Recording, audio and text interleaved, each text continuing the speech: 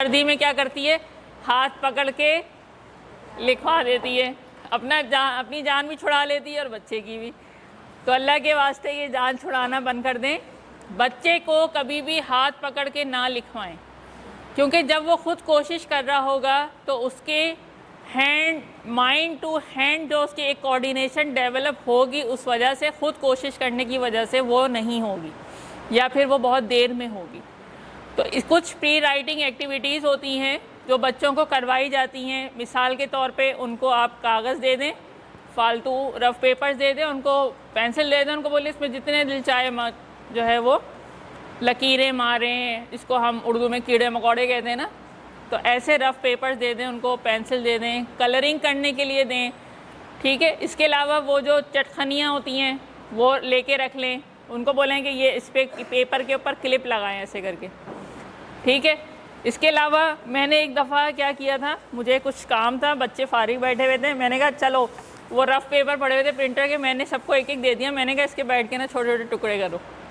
अब वो इनको इतना मज़ा आया, और एक बच्चे तो लिटरली इतने मज़े, इतने बारीक टुकड़े करे उसके, ऐसा लग रहा था किसी मशीन ने करे, और मैं हैरान हो गई कि, और वो सब बैठ के उसको फाड़ें, और छोटे करो और छोटे करो। तो ये इस तरह की जो सरगर्मियाँ होती हैं, इससे क्या होता है कि बच्चे की जो स्मॉल मोटर स्किल्स का मतलब है कि ये हाथों में जो उसके मसल्स हैं वो डेवलप होना शुरू हो जाते हैं, और उससे उसकी ग्रिप पेंसिल की और लिखाई इम्प्रूव होती है। जिन बच्चों की लिखाई अच्छी नहीं होती है अगर, तो उनकी ये स्किल्स डेवलप नहीं हुई भी होती, ठीक है। तो आपने हाथ पकड़ के काम नहीं करवाना है। बच्चा जैसा भी लिख रहा है आप उसको लिखने दें, वो आहिस्ता आहिस्ता इम्प्रूव करेगा। तो जब अगर आपको लेटर लिखवाना है तो उसकी भी कुछ प्री राइटिंग एक्टिविटीज़ हैं, जैसे हर्फ की बनावट के लिए आप फ्लैश कार्ड ही ले लें। अच्छा बच्चों, ये ता हमें लिखना है, ते कैसे बनेगा, ऐसे कैसे बनेगा, ऐसे। अब अपने हाथ पे लिख के दिखाओ, ता ते, ठीक है, अपने हाथ पे लिख के दिखाओ, ते। इनकी कमर पे लिख के दिखाओ बराबर वाले की, शाबाश। अच्छा एक और एक्टिविटी होती है, ये मेरे पास सैंड ट्रे है, मतलब ये ट्रे है और इसमें रेत है, ठीक है। तो ये रेत की ट्रे है और इसमें आप बच्चों को बुलाएं, आ जाओ गुड़िया, आप आ जाओ।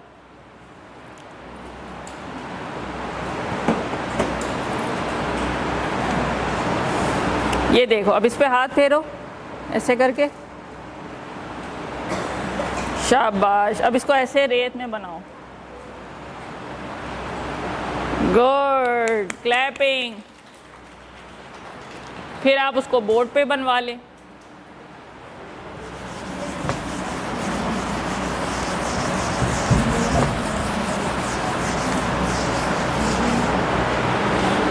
जी बेटा, अब आप बोर्ड पे बना के दिखाओ।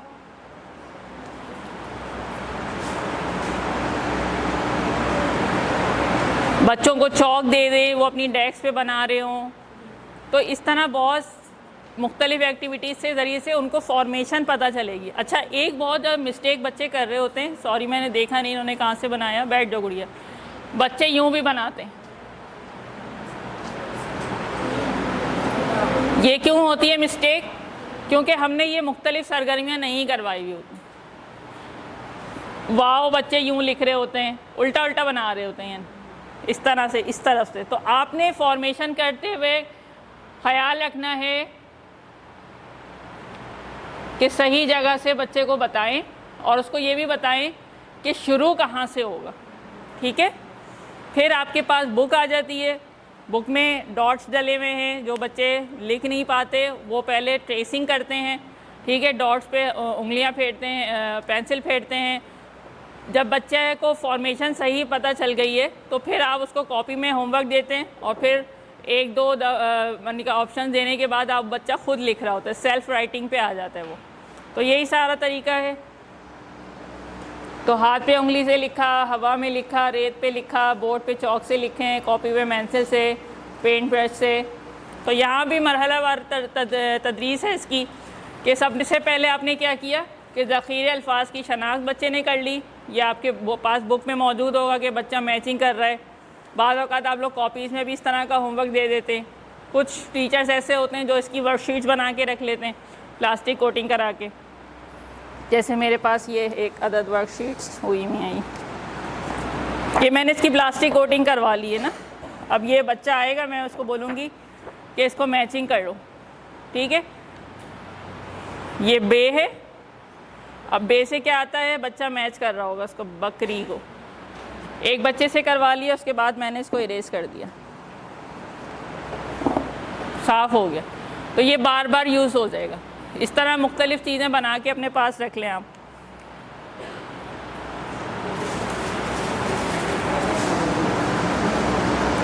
फिर ये आपका कॉपी वर्क आ जाता है, ठीक है। नुक्तों को मिलाएगा, फिर हम एक डॉट डाल देते हैं, अच्छा भाई यहाँ से शुरू करना है, फिर वो एक डॉट भी ख़त्म कर देते हैं। तो ग्रेजुअली हम उसकी असिस्टेंस ख़त्म करते रहते हैं, यहाँ तक कि वो सेल्फ़ इंडिपेंडेंट राइटिंग पे आ जाए। अच्छा, अब इसमें तीसरे मरहले पे क्या होता है कि जब आपने उसको एक पूरा ख़ानदान पढ़ा दिया या 2-4 लेटर्स एक साथ पढ़ाने के बाद जो है वो फिर आप उसको क्या करते हैं, जांच और जायज़ा। उसमें क्या कर रहे होते हैं आप, मुख्तलिफ़ चीज़ें दे रहे होते हैं। जैसे मैंने ये जो आपको वर्कशीट दिखाई है, इसमें कई सारे लेटर्स हैं और कई सारे पिक्चर्स हैं। शुरू में क्या था कि अलिफ मद्दा से वो उसी के पिक्चर्स को ज्वाइन कर रहा था, मैचिंग कर रहा था, लेकिन अब यहाँ पे मुख्तलिफ लेटर्स हैं और मुख्तलिफ पिक्चर्स हैं। उसने उसी तस्वीर को जोड़ना है जिससे वो हर्फ शुरू हो रहा है। तो ये एक जायज़ा, ये बुक का पेज मैंने यहाँ पे लगाया हुआ है। बुक में भी इस तरह के बीच बीच में जायज़े के पेजेस उन्होंने दिए हुए हैं।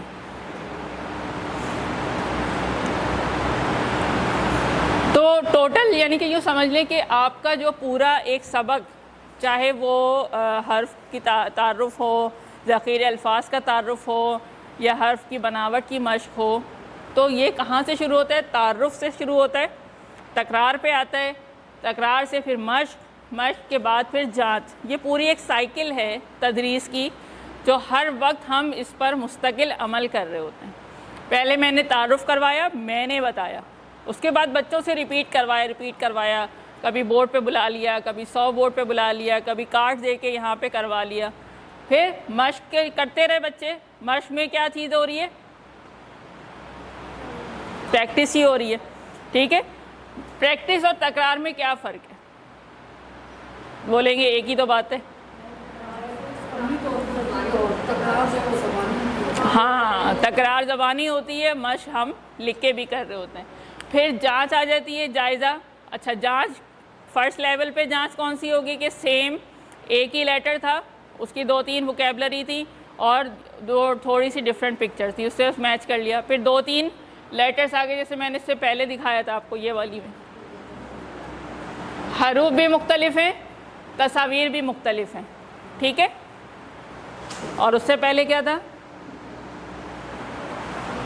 हर्फ एक ही था, तस्वीर भी एक ही थी। तो ये लेवल वाइज हम इसके क्या करते हैं, डिफ़िकल्टी लेवल को बढ़ाते रहते हैं ताकि ये इंश्योर हो जाए कि हाँ भाई बच्चे को हर्फ की शनाख्त भी हो गई है, हर्फ की आवाज़ का भी पता चल गया है, उसको ज़ख़ीरे अल्फाज भी आते हैं और उसको तस्वीरों की शनाख्त भी है। तो ये सारी चीज़ें उसको एक हर्फ से मुताल्लिक़ आ गई हैं, ठीक है।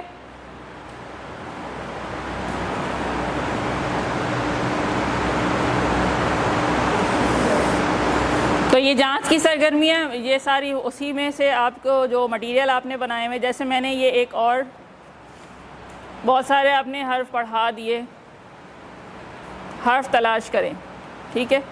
अब जो जो हर्फ आपने पढ़ा दिए, बच्चा आएगा इसके ऊपर सर्कल करेगा। मैं उसको बोलूँगी बेटे आओ जीम पे दायरा बना दो, जहाँ जहाँ जीम नज़र आ रहा। तो उसने क्या किया, जीम पे दायरा बना दिया। और कहाँ था जीम, जीम पे दायरा बना दिया। तो इस तरह बहुत सारे हरूफ में वो जीम तलाश करके उस पर दायरा बना रहा होगा।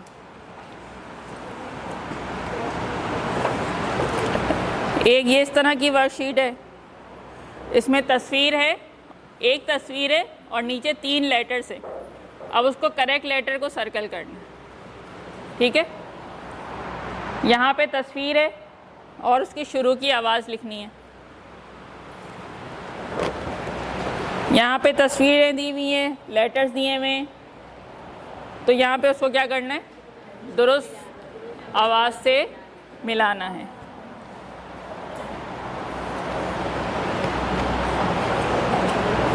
यहाँ पे जब हरूफ तहज्जी मुकम्मल हो जाएगी तो मैं उसको सीक्वेंस में जो गैप्स आ रहे हैं वो फिल करने के लिए इस तरह से वर्कशीट बना के दे सकती हूँ।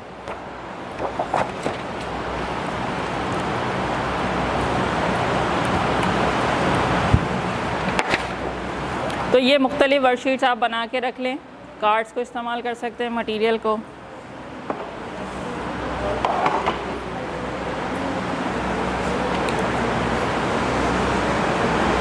अच्छा, लेकिन मसला ये होगा कि हरूफ तहज्जी की जो दुरुस्त बनावट है यहाँ पे, इस पे थोड़ी सी तवज्जो देने की ज़रूरत है।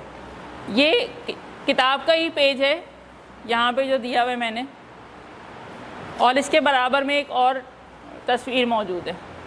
कोई बताएगा कि कौन सी दुरुस्त बनावट, कौन सी तस्वीर में दुरुस्त बनावट है? हाँ भाई, कौन सी है, सीधे हाथ वाली या उल्टे हाथ वाली? क्यों?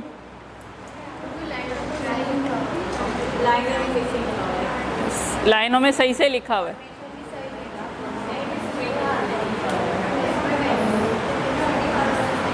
हाँ बोलो। ये वाली ज़्यादा सही है, ये उल्टे हाथ वाली है?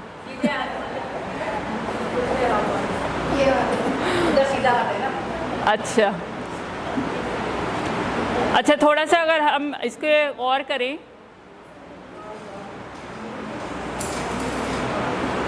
तो यहाँ पे इन्होंने बीच में ये हमें गलत यूँ लग रहा है कि ये वाली लाइन है, ये हम इसको नहीं देख रहे हैं, हम समझ रहे हैं कि यही आखिर वाली लाइन है। आपको मैं बोर्ड पे बना के दिखाती हूँ।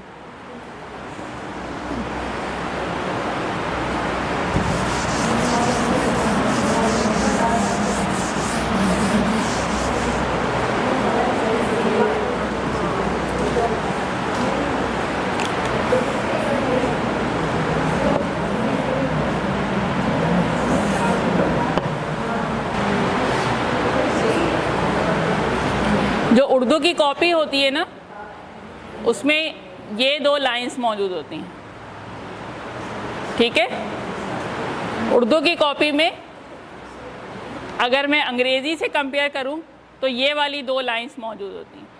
तो यहाँ पे इस तरह से लाइनों के कॉन्सेप्ट के मुताबिक 3-4 तरह के इसके हरूफ हैं, 3 तरह के। ये हैं फ़ल्की हरूफ। फ़ल्की हरूफ से मुराद ये है कि अगर हम इंग्लिश की 4 लाइंस को कंसीडर करें तो शुरू की जो 3 लाइनों में बनेंगे वो क्या होंगे? फ़ल्की हरूफ होंगे। जैसे इसमें इन्होंने लिखा हुआ अलिफ, अलिफ मद्दा, और क्या है, तोएं, जोएं,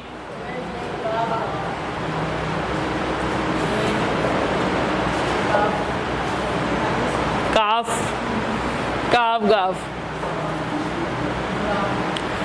मैंने बाकायदा स्केल से ये लाइनें खींची हैं बोर्ड पे।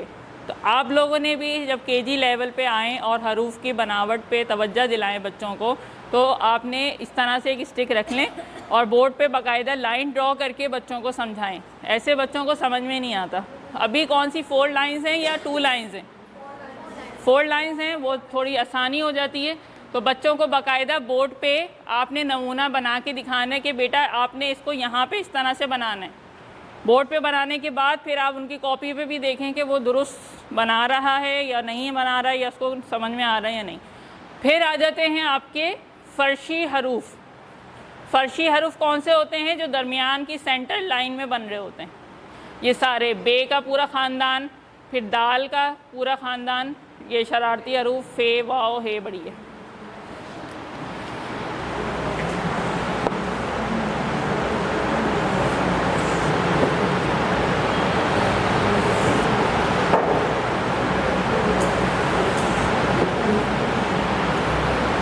क्योंकि अगर टीचर की राइटिंग ख़राब होगी, या बोर्ड पे ही मैं गलत बना रही हूँ, या बोर्ड पे मैं कोई रेफरेंस नहीं दे रही, मैंने बे ऐसे बना दिया, अब बच्चे को क्या पता कहाँ, वो भी ऐसे ही बना देगा, पूरी कॉपी में वो कहीं भी बना देगा। तो यहाँ पे फिर मैंने उसको बताना है कि बे किस तरह से बनेगा, सेंटर की लाइन में बनेगा।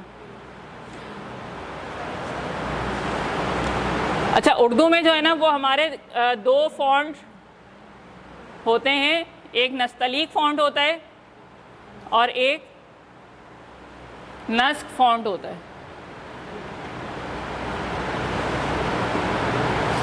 जो किताबों में उमूमन फ़ॉन्ट दिया जाता है वो नस्तलीक होता है। तो नस्तलीक फ़ॉन्ट में जब बे बनता है बे, तो ये इसकी पहली जो इसका पहला जो सर होता है या इसका आगाज़ होता है वो हल्का सा ऊपर उठा हुआ होता है, ऐसे करके।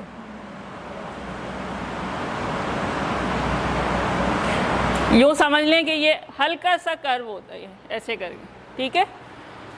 तो ये आपके हो गए दरमियानी हरूफ या फ़र्शी हरूफ। फिर आ गए आपके असली हरूफ या ज़मीनी हरूफ। अब ये जो ज़मीनी हरूफ हैं ये नीचे की 3 लाइंस में बन रहे होते हैं।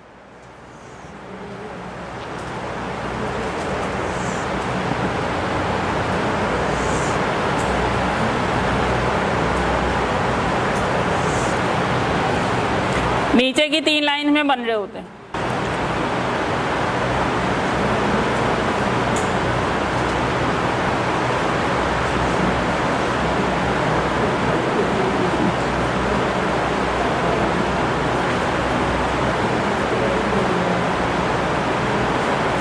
ठीक है, कौन कौन से हैं? जीम का पूरा ख़ानदान है, आइन, गाइन, शीन, यानी कि जो जितने भी गोलाइयों वाले हरूफ हैं ये लाइन से नीचे उतरते हैं। अगर मैं उर्दू वाली कॉपी होगी तो ये इस तरह बन रहे होंगे।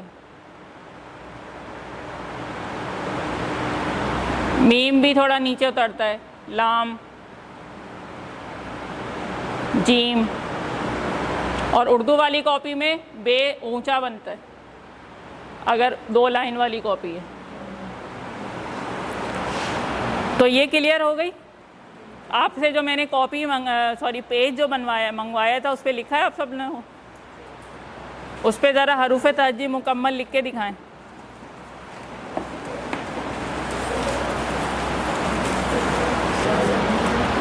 तो जिन टीचर्स की अपनी बनावट दुरुस्त नहीं है, बहुत कुछ टीचर्स ऐसी गलती करती हैं कि वो शोशे जो है ना वो ज़्यादा बना देती हैं। ये सीन बनाया हुआ है, कौन सा दुरुस्त है? ये वाला, ये वाला। तो शोशों की मिकदार का ख्याल रखें।